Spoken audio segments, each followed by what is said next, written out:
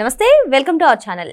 AP liquor scam కి సంబంధించి ED దూకుడు పెంచిందని చెప్పుకోవచ్చు. మరి ఇప్పటికే కారుమూరి నాగేశ్వరరావుని అరెస్ట్ చేశారనే వార్తలు వినిపిస్తుండగా నన్ను అరెస్ట్ చేయలేదని ఆయన చెప్తున్నారు. ఇంతకీ ఈ స్కామ్ లో నెక్స్ట్ ఏం జరగబోతుంది? Next target Karumuri నాగేశ్వరరావేనా?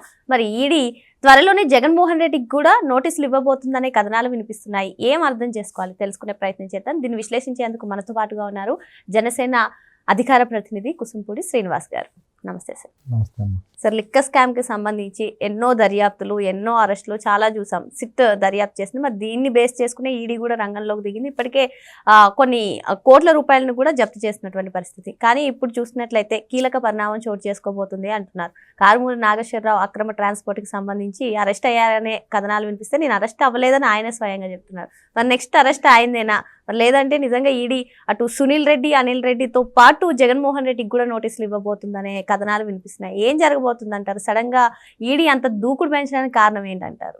ఈ లిక్కర్ స్కామ్ కి సంబంధించి మొదట ఎప్పుడైతే బయటకు వచ్చిందో ఆ రోజు విజయసాయి రెడ్డి గారు ఇచ్చిన స్టేట్మెంట్ ఏదైతే ఉందో దీనికి కర్మకర్త క్రియ రాజకేశ్ రెడ్డి అన్న సమయం నుంచి ఇప్పటి వరకు ప్రతిరోజు టీవీలో ఉన్నటువంటి బ్రేకింగ్ న్యూస్ ఏంటంటే ఇదే. ప్రతిరోజు బ్రేకింగ్ న్యూసే, ప్రతిరోజు అరెస్టు, ప్రతిరోజు లేకపోతే విచారణ, ఇది ఏంటంటే వస్తుంది. ఆల్రెడీ పెద్ద లిక్కర్ స్కామ్ ఒకటి ఉంది, దాని తర్వాత మొలకల చెరువు సంబంధించిన ఒక లిక్కర్ స్కామ్ ఉంది, ఇప్పుడు ఏమో లిక్కర్ స్కామ్ సంబంధించి రవాణా చేసినటువంటి దాంట్లో కూడా జరిగినటువంటి కుంభకోణం. అంటే ఇది 3వ ఎపిసోడ్. ఇది అంటే మీకు తెలియదమ్మా, 2008లో అభిషేకం అని ఒక సీరియల్ వచ్చింది. 4000 ఎపిసోడ్లు 2008లో స్టార్ట్ అయ్యి 2022లో ముగిసింది. అతిపెద్ద సీరియల్ ఎపిసోడ్లు. ఇది కూడా అలాగే ఎపిసోడ్ లాగా రోజుకో ఎపిసోడ్, రోజుకో యాక్టర్. అంటే రాజకేశ్ రెడ్డి ఏవన్న మొదలుపెట్టి ఇప్పటి వరకు దాదాపు వైఎస్ఆర్ కాంగ్రెస్ పార్టీకి సంబంధించిన నాయకులు ప్రతి ఒక్కరూ కూడా ఏదో రూపంలో ఈ లిక్కర్ స్కామ్లో ఉన్నారు. ఎందుకంటే భారతదేశంలోనే ఒక రికార్డు ఈ లిక్కర్ స్కామ్. గతంలో మనం ఢిల్లీ లిక్కర్ స్కామ్ గురించి మాట్లాడుకుంటా ఉంటాం. ఆ లిక్కర్ స్కామ్ సంబంధించి దాని మీద 10-15 రెట్లు పెద్ద స్కామ్ ఇది.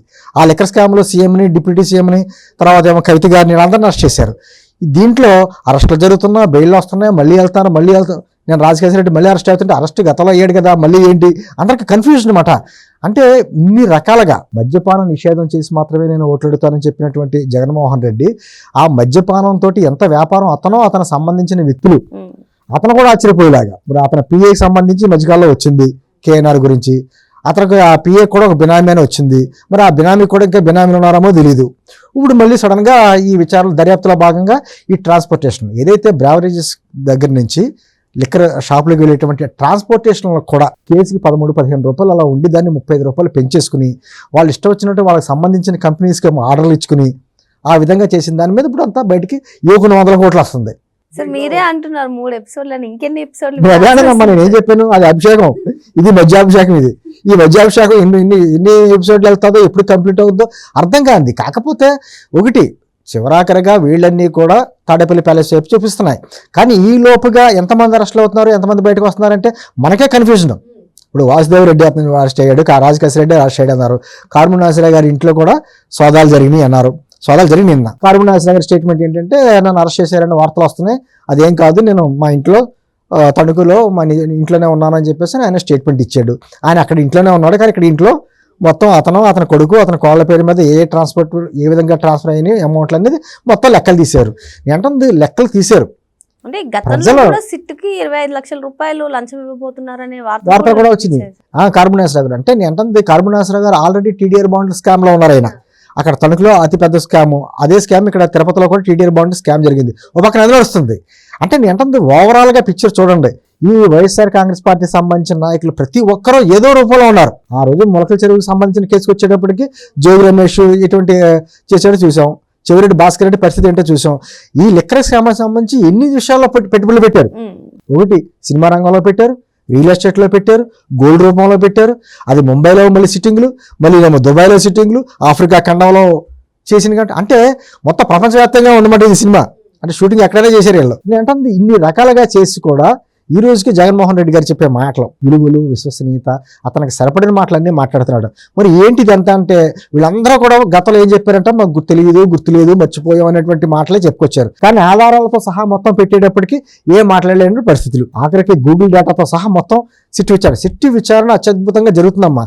కానీ ఎంత తవ్వే కొద్దీ రోజుకొకరు వస్తున్నారు కదా, రోజుకొక ఎపిసోడ్ వస్తుంది, ఎవరెవరో కొత్త పేర్లు వస్తున్నాయి, అధికారులు ఉన్నారు, పొలిటీషియన్స్ ఉన్నారు, అటు రాజకీయాలకు సంబంధం లేని వ్యక్తులు, ప్రైవేట్ వ్యక్తులు ఉన్నారు.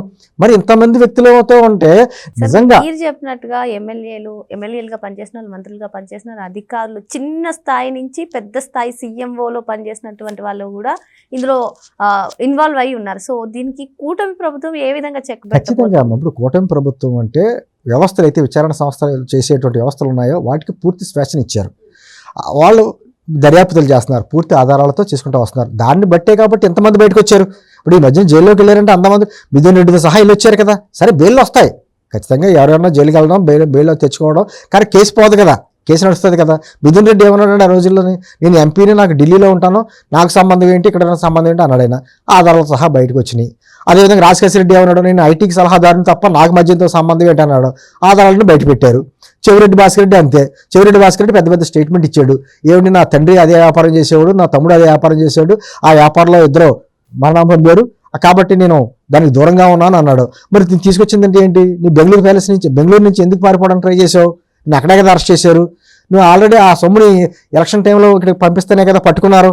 అంటే నీ ఎంతంది ఒకటేనే కాదు, ఎలక్షన్ టైంలో పెట్టుకున్నారు, సినిమా రంగంలో, రియల్ ఎస్టేట్ రంగంలో అన్నింటిలోనే పెట్టుబడులు పెట్టారు. అంటే ఎన్ని వేల కోట్లు దోచారు. ఎంత ఒకటైతే అసలు ఇంత కల్తీ మద్యం ఇంత సరఫరా చేసిన తర్వాత ఎంతమంది ప్రాణాలు పోయారమ్మా, ఎంతమంది కిడ్నీలు పాడైపోయినాయి, ఆరోగ్యపరంగా ఎంతమంది నష్టపోయారు, ఎంతమంది ప్రజా ఆరోగ్యం ఎంత నాశనం చేశారు వాళ్ళు, అది కూడా కౌంట్ చేసుకోవాలి కదా.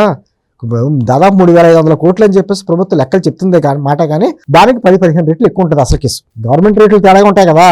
ఆఖరికి ఆ లిక్కర్ సీసాలతో సహా కాంట్రాక్ట్ ఒకటిది, సీసా మూతలతో ఒకటి కాంట్రాక్టు, ఒకటి కాదు మళ్ళీ తయారు చేసి కంపెనీలు ఒకటి, కొన్ని ఏమో ఆధారాలు అంటే వేబుల్లు ఏమీ లేకుండా అనాథరైజ్డ్గా వచ్చినటువంటి ట్రాన్స్పోర్టేషన్స్ మళ్ళీ వాళ్ళే కంపెనీ పెట్టేసుకోవడం, బినామీ సంస్థ కింద మళ్ళీ ఆ కంపెనీకే ట్రాన్స్పోర్ట్ అధికారులు ఇవ్వడం. కరుణ అసలు గారు అదే కదా అంటుంది.